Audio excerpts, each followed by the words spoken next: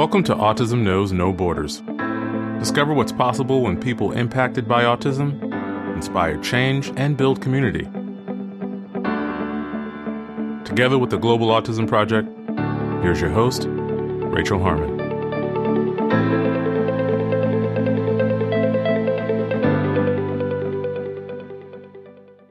Hello, everyone. Today, we're bringing back the CEO and founder of the Global Autism Project, Molly Ola Pinney. For almost 20 years, the Global Autism Project has been providing sustainable training, coaching, and community for center directors, therapists, and caregivers around the world. As we enter our second decade, our organization is opening its doors to new forms of collaboration. In today's conversation, Molly and I discuss the Global Autism Project's new affiliate program and what affiliates will get access to, a sneak peek into the training we're offering for free, the 4 pillars of success for any autism center or school, how Molly herself has experienced transformation from implementing some of the lessons included in our training, and advice for service providers who want to start or scale their business. You'll also hear us talk about our SkillCorps volunteer program, which is an opportunity for self-advocates and professionals to travel to our international partner sites and collaborate with their local teachers and therapists. In this episode, discover what's possible when you turn your vision into reality. To learn more about our work, please visit globalautismproject.org. We appreciate your time. If you enjoy this podcast and you'd like to support our mission, please take just a few seconds to share it with one person who you think will find value in it too. You can also follow us on Instagram at Autism Podcast, subscribe to our YouTube channel, Global Autism Project, and join our online community on Mighty Networks at community.globalautismproject.org. And now, I present you Molly Ola Pinney. Hi, Molly. Welcome back to the show. Thank you. Thanks for having me. I'm excited to be here, always. We have some very exciting things to talk about today. One is a new program we're offering, as well as a free training that dives deep into some tips for success. Before we get into what those are, let's provide a little bit of context for our listeners. So could you describe what brought us as an organization to this point of being able to say concretely, this is what's needed to succeed? Yeah, absolutely. So we have always had a commitment to doing with and not for. And as the pandemic sort of, had its way with the Global Autism Project and many other businesses, had a really significant impact and effect on us because our model was largely based on international travel. Obviously, none of us could have ever imagined that something of this proportion was going to happen and put a program like that to a screeching halt. And it did. And I knew when it first happened that this was ultimately going to be a good thing and that it did not feel good at all for the last 2-ish years. So as as international travel has resumed, as we've been working with our partners remotely for 2 years, we really just wanted to take a hard look and say, are we going to do everything exactly as we have done it? Or are we going to use this pandemic as an opportunity to reinvent, to really reflect, to take a look at who we are, what we've done, and who we can be in the world as an organization? So we, of course, chose the latter. And starting in, I think it was probably early 2022, we started hosting roundtable conversations. So obviously we've been working with our partners over the last 2 years, but we really wanted to take a deep dive. We really wanted to learn what people are truly struggling with right now in this post-pandemic world. And also in general, because as the world at large has changed, the autism field has changed so much as well. What it means to work with the autistic community has changed so much over the last 5 years, I feel like. And so we wanted to really bring all of those conversations into focus so that we just had some different lenses to kind of look at the world through. So we hosted roundtable conversations for several months, actually. They went extremely well. And we just learned so much. Every time we got off of one of those calls, we were like, oh, we could do this and we could do that. And, what we were going to do really kind of shape shifted, I would say, for about 8 or 9 months. as long as it takes to make a baby. We made a new baby. So, it's those conversations, it's that kind of deep listening, I think, that has led us to where we are today. And as we've shared this idea with people, it's been their response. People are like, that's exactly what we need right now. So that's been really great. Yeah. What were some people saying on those roundtables?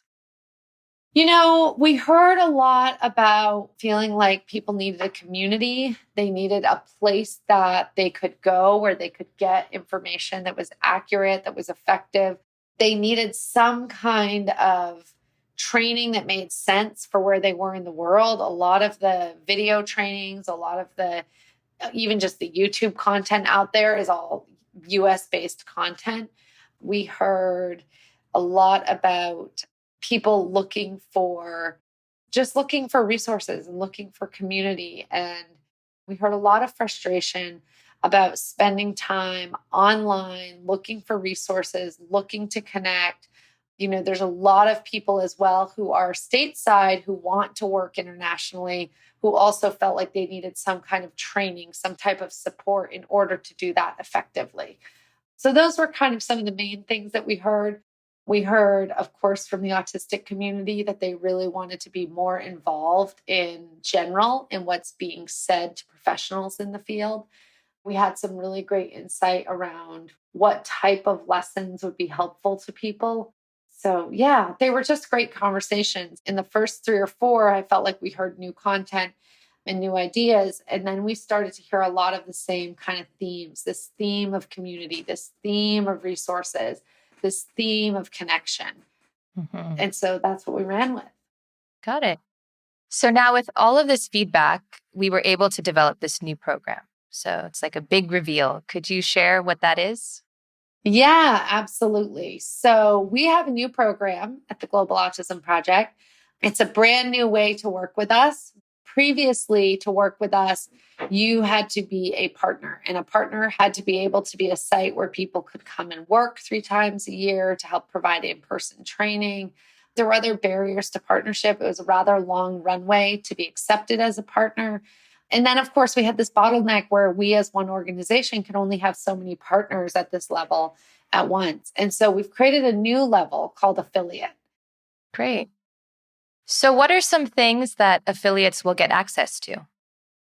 We're really excited about this. So we have an online curriculum that essentially is taking everything that we've been teaching in a one-off way around the world for the past 20 years and bringing that into live online lessons that are going to be in a library so that people have access to that. Now, that curriculum is going to be informed by our SASE, which is an assessment. It's the Site Assessment Survey for Sustainable Intervention. And we've spent about 10 years using this tool. This tool allows you to see the progress that your center is making across several domains: operations, clinical, as well as outreach. And so you're able to look at where you are and where you need to be an effective service provider. The other piece of the curriculum that we're so excited to be putting into this is the responsive skills training. The responsive skills training meets the criteria for the IBT, which is the IBAO credential, the ABAT, which is the QABA credential, and of course the RBT, which is the Behavior Analyst Certification Board credential. So all 3 of those credentials will be met with this responsive skills training. The difference being that this responsive skills training is going to have, first of all, video footage from around the world. We know that representation is really important. It's really important that people see themselves actually physically in these videos. It's also meant to be just that, responsive, culturally responsive, responsive to the learner. The idea of responding to the learner and to the culture is not an afterthought in this training. It's baked into the entire training. So we're really excited about that. That's going to be in this curriculum. That's also going to be offered as a standalone for people who want a kind of more global perspective in their RBT trainings. The other piece is that this is not just going to be an online training. We know there's a lot of online trainings out there, and that's great and that's important. This is actually going to include coaching calls. So on a weekly basis, people are going to be able to log in for a coaching call. They're going to be on that call with other people who are where they are, running their businesses around the world, who have a lot of the same concerns and challenges, who've overcome a lot of the things that they need to overcome. What really sets this program apart is those weekly coaching calls that we'll be hosting. Some of them will be focused on the service delivery, the clinical skills, and some of them will be focused on how do you actually run an autism business that is sustainable and provides support to the autistic community.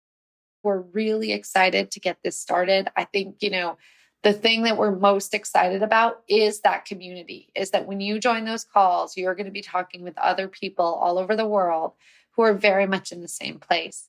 The other thing is, in the past, historically, partners were outside the US, and we often got requests for partnership for more rural areas of the US and even in cities, frankly. And so this program is truly open to the whole wide world. And then the last piece of this is the opportunities to travel. One of the things that we heard is that though our model is very collaborative and we're very much doing with and not for, at the end of the day, it was people mostly from the US going to places outside of the US. And it still had this us and them component. And so one of the things that we're so excited about with this new model is that anybody who's an affiliate will also be eligible to be on a skill core trip with us. So the skill core teams are going to become truly global. You'll go out, if you're from the US, you'll go out on a team and there will be people on that team from all over the world, some of the other places that we work with. So it will just give everybody a much more kind of holistic, big picture view of what's possible. And then in 2023, we are going to be bringing back our Global Summit, which was hosted in Bali in 2019. What we thought was going to be our first annual. So we'll bring back our second, what we think is going to be our annual moving forward, Global Summit. It's going to be really, I think, for people, a sort of a one-stop shop to grow your business, to access community, and to have support. I think I started this organization so that no one would feel alone or desperate. And on these roundtable calls, I heard of people feeling pretty alone and desperate a lot of the time. And so I know that our community of partners that we already have, our quickly growing community of affiliates that we now have, are just going to be an incredible resource to each other. And so, we're very, very excited about this new program. Great. So all of that is super exciting. And I do want to also point out something special about the RST curriculum and the committee that it's composed of. Could you talk a little bit about that? Yeah, absolutely. So we knew we needed to take our do with, not for to a new level. I think thanks to the podcast and many of the guests that we've had and the contributions that we've had and the autistic community just sharing their experiences, we knew that as we created, whatever we created next at the Global Autism Project, it was absolutely vital that we included the voices and the perspectives of the autistic community. And so for this training, we've actually assembled a committee of over 20 people who are SLPs, OTs, parents, siblings, and people who are autistic themselves, who are going to be creating and presenting the material for this training. So we're really excited about that. I think, what I see over and over again is that there's this major disconnect between people who work in the field and the autistic community. And I think as the organization that often works with some of the first people in a country providing services, we want to make sure that we are just creating as a norm, interacting and collaborating with the autistic community. Yeah. I mean, it's very exciting stuff we have going on here.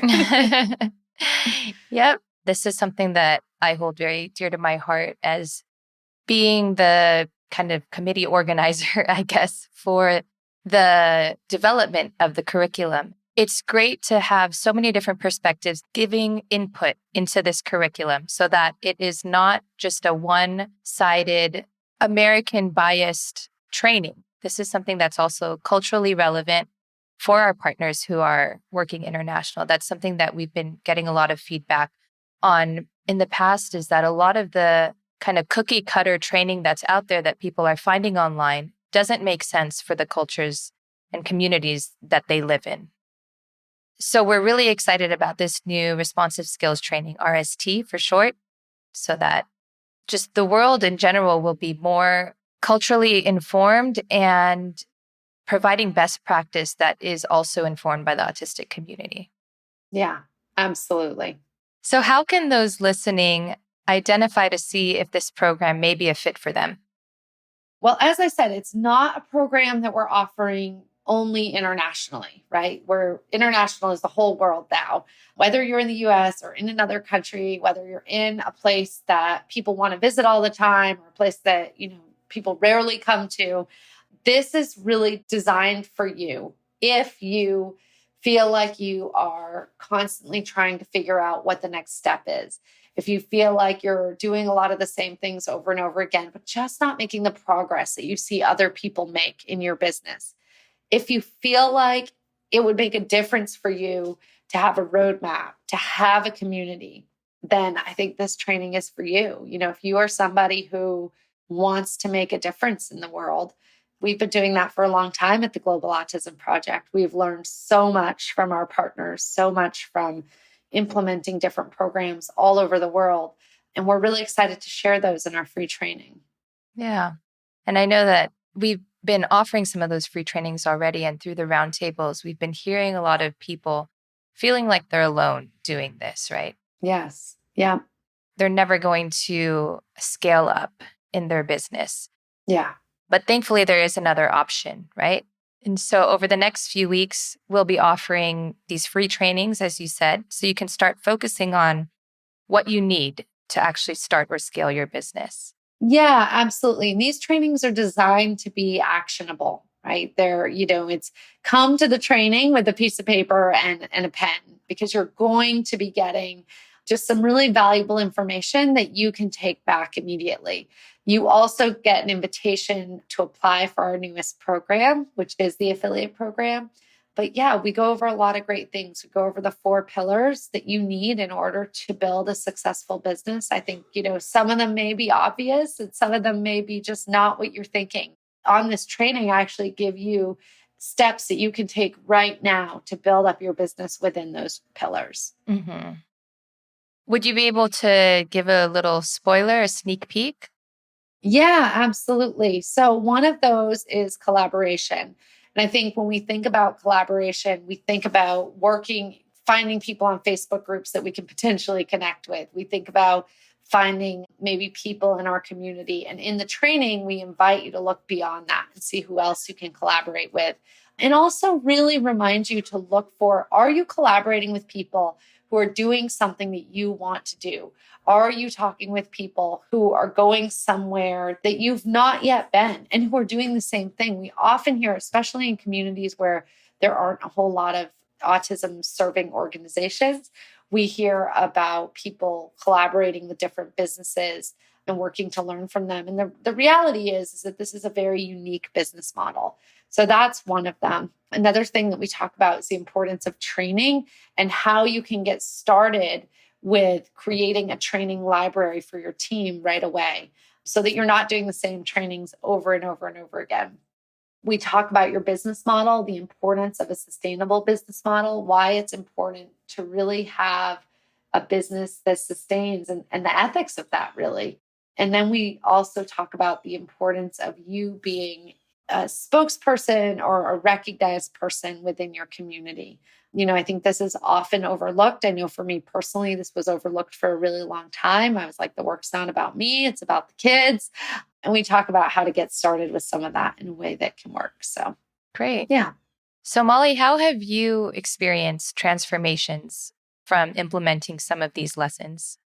Oh my goodness. It's really fun as we were working on some of this curriculum. I was sort of going like, and ask me how I know that lesson and ask me how I know that lesson, because I feel like there have been so many times where I've just, I've spent years, I've been doing this for 19 years at the Global Autism Project and supporting other people. And I've just spent years, whether it's doing rework or creating a system that never gets implemented or having an idea, not quite figuring out what the first step is to see that idea all the way through, or just feeling alone and desperate and frustrated trying to get this organization to the next level. And so I think, one of the most important things for me is that I did find coaching and I did find support and I did find I worked with accountability coaches, I worked with business coaches. And then, what was always challenging is that there was nobody out there who had started and ran the Global Autism Project. And very few people even who had done anything similar to what we've done. So I was always having to kind of figure out, going like, okay, how can this apply to me? How can this apply to me? But I think, the organization that we have today that has systems in place and has a team and has focus really allows me to work on the business rather than in the business, is all because of the lessons that we're going to be teaching in this training. Great. Yeah. All right, Molly, I'd like to close with one last question. What advice would you give to an autism service provider who has worked for other companies and maybe has always had this dream to someday do their own thing and run their own business, but they're just afraid of that unknown on the other side when they take the leap? Yeah. First of all, I want you to evaluate, why do you want to start your own business? What do you want to provide that is not being provided? How do you want to do things differently?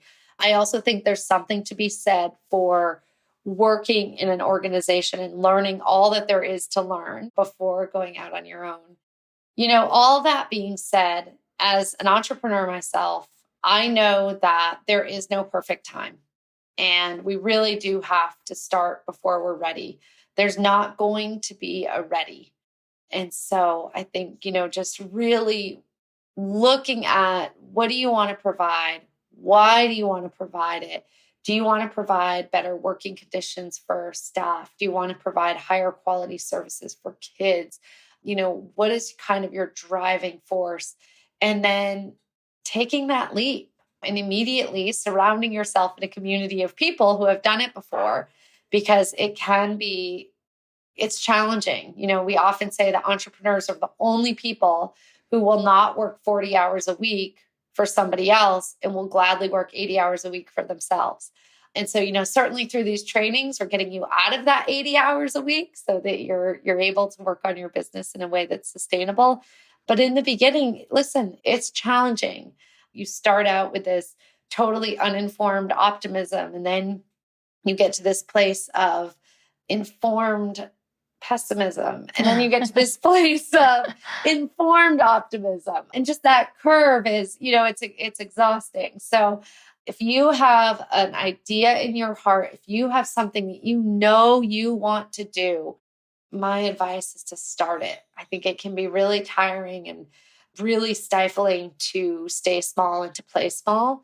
There is no shortage of potential clients. There's no shortage of a need in the world. And I think all of us have really unique things to offer. And I've worked with so many people who have started before they're ready, and so many people who felt like they just might not be able to do this. And they're doing it and they're crushing it. So, yeah. That's so important for our listeners who might be on that verge of taking that leap, or maybe they already have their center and they want to escalate their business. Like, no matter where you are on your journey, these lessons in the free training can be useful. Because the truth is, everyone wants to do a good job, right? Yeah. This training is for anybody who wants to start or scale their organization. Mm-hmm. Well, I'll put a link to the free training in our show notes so people can sign up. I think at this point, we're doing them almost every week so far for the next few weeks, right? Yeah, we are. We have a number of trainings upcoming, and then we will also be offering a recorded version as well. So that will stay available. Great. All right, Molly, thank you again for coming on the show. Always a pleasure to have you here with us. Thank you. Thank you so much. Thanks for tuning in to Autism Knows No Borders. If you'd like to learn more about the Global Autism Project's history and mission, please listen to my conversation with Molly in episode 2. Do you work with autistic individuals? Are you thinking of starting your own center, or maybe wanting to scale your business to be able to serve more families? Discover your impact and join us for a free training. After working with dozens of autism professionals and organizations over the years, we've uncovered the 4 pillars that are necessary for success. Wherever you are in your journey, you can apply these lessons to your own work. Sign up for our free training today at leadership.globalautismproject.org autismproject.org/free training. You can find the link for the training in our show notes. Thanks for listening. Take care. Tune in each week for engaging conversations of how people across the globe are inspiring change and building community. You've been listening to Autism Knows No Borders, brought to you by the Global Autism Project. You can find Rachel's notes for this episode and learn more about today's guests at autismknowsnoborders.com. If you enjoyed this episode, please subscribe to the show on iTunes or wherever you get your podcasts. By doing so, you'll be helping us increase awareness and acceptance of autism around the world.